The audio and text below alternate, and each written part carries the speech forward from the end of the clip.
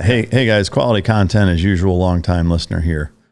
I'm finding it difficult being a new father to concentrate on anything besides the school shootings. My sons are 2 and 5. The thought of sending my boys to school is weighing on me. Matt, what are your thoughts, especially having a baby at home? Mike, if you were put in charge of securing those schools, what would you do? I'd like to pick your brains before I go to the next school meeting, just trying to do something, feeling pretty helpless like many others. You go ahead since you got a newborn. It's tough, but it's always been tough. I mean, there's been shit in schools forever. The difference is there's social media now, there's news and political people pushing it more and more. And while they're pushing it, it's driving these fucking people that are insane to be like, oh, I can become famous by going to shoot up a school.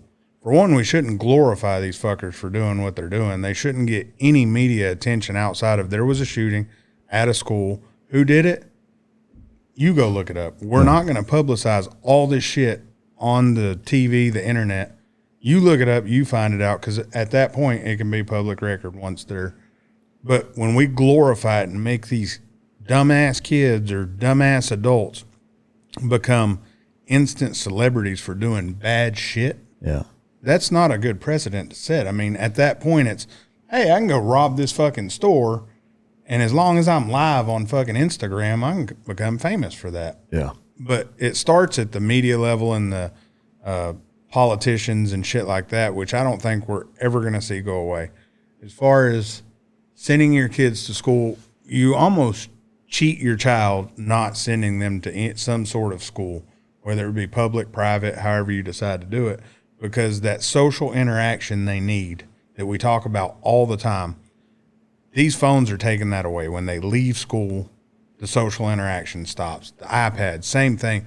Us as new parents, what do we do now for babysitters? Here, have this iPad, watch YouTube. Have this iPad, watch Cartoon Network or fucking Netflix. Shut the fuck up, watch an iPad.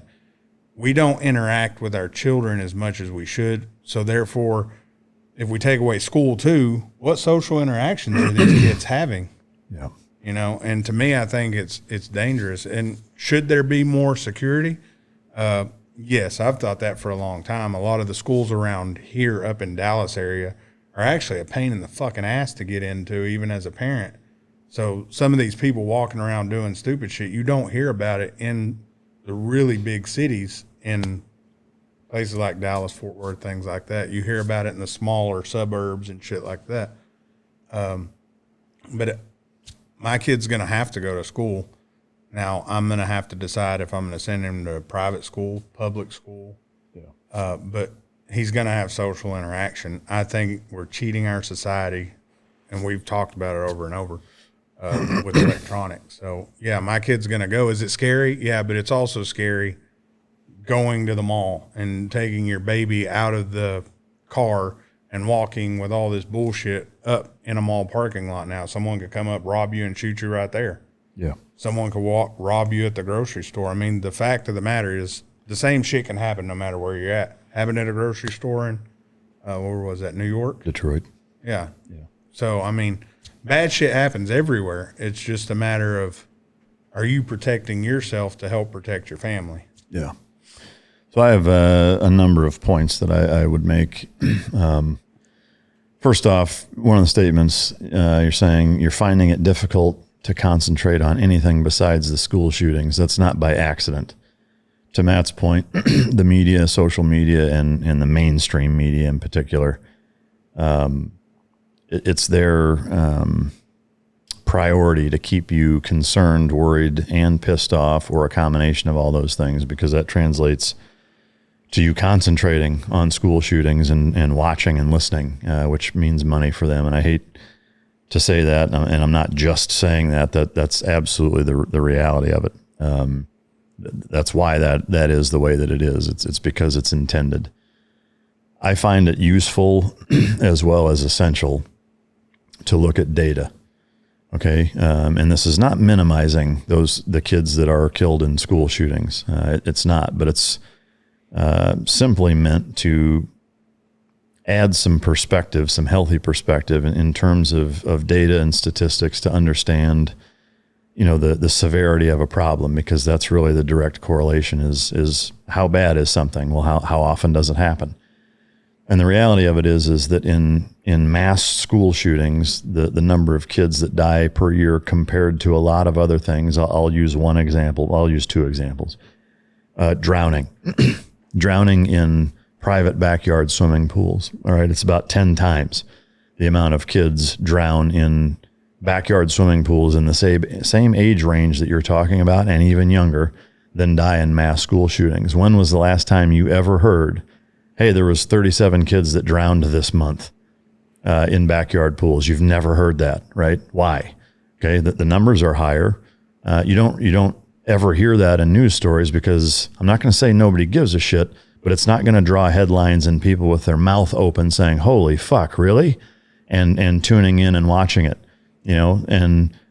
there's no factions of Congress that are demanding that, we have, common sense pool legislation to drive around with concrete trucks and fill in all of these pools, because nobody needs a swimming pool in your backyard. Okay. There's none of that, right? Why isn't there any of that?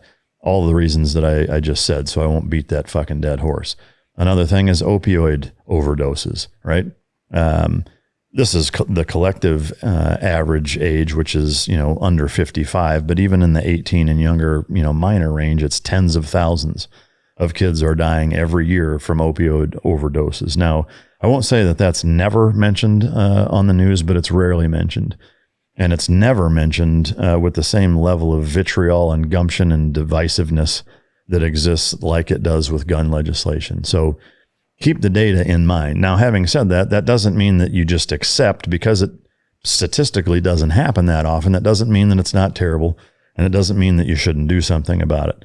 So in terms of your question of how I would do it, there's two main things, which is, number one is developing a perimeter around every school that's difficult to get through, very difficult to get through, which by itself inherently creates choke points, one way in, one way out. In this case, I would do two, so that there's one in the front, one in the back, or one on the side, whatever, so that there's not only one way to get in and get out in case of an emergency, a fire, whatever. But I want to caveat that with the exterior perimeter is a good distance from the doors of the school. So there's one or two main ways to actually get, through that main perimeter that goes around the school. And there is an armed guard there all the time.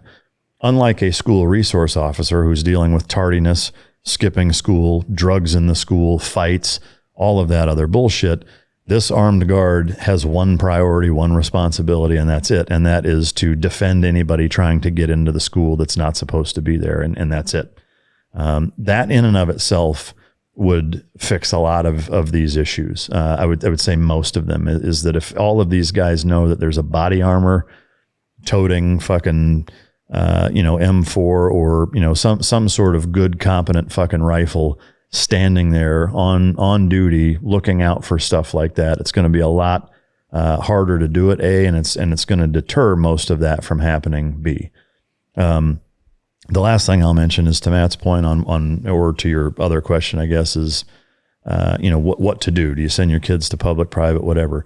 I do actually have mixed feelings, and here's where I wouldn't say Matt and I disagree. It's just my thoughts have evolved a little bit in terms of seeing what's being taught in public schools, what's not being taught, and what's being allowed to take place in there. I'm not necessarily of the opinion that public school is a necessity anymore. 15, 20 years ago, absolutely it was. And even when we were growing up, 100% it was. The amount of bullshit that's in there now, to me, if you can swing it, my recommendation would be to homeschool. But that's not just, here's a computer and I'm going to let somebody else do it. It's taking an active role and legitimate participation in your child's education. So that's not just schoolwork.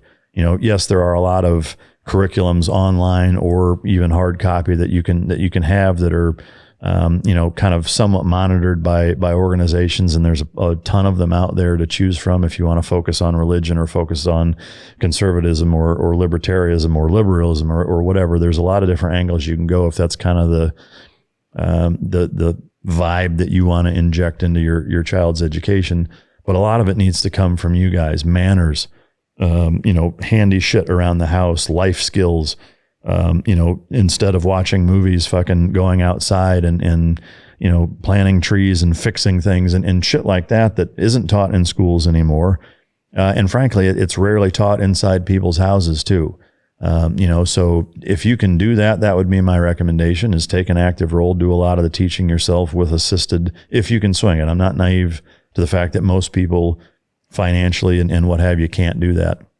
In that case, that's a tough choice. Maybe go with a private school that's going to teach them exactly how you want them to be taught, or as close to that as possible, and or put them in social activities, whether it's sports teams or whatever it is, fucking Boy Scouts. I mean, pick something where they are going. Because to Matt's point, they've got to get out and do things with people. It doesn't have to be in school, but it needs to be somewhere, and it needs to be both legitimate and enough to where it's not like a 30-minute fucking play date at the park with a couple of fucking window lickers that they don't know and are never going to see again. There needs to be a sense of community, and they need to be interjected into that community so that they feel a sense of community as well. But I'm not minimizing it. It is a tough decision, but to me, you're kind of in the shit or get off the pot moment of, you'd like to be able to delegate that and trust somebody else to do it. The reality of it is, for too long now, there's been too many instances of public school systems failing our fucking kids on so many levels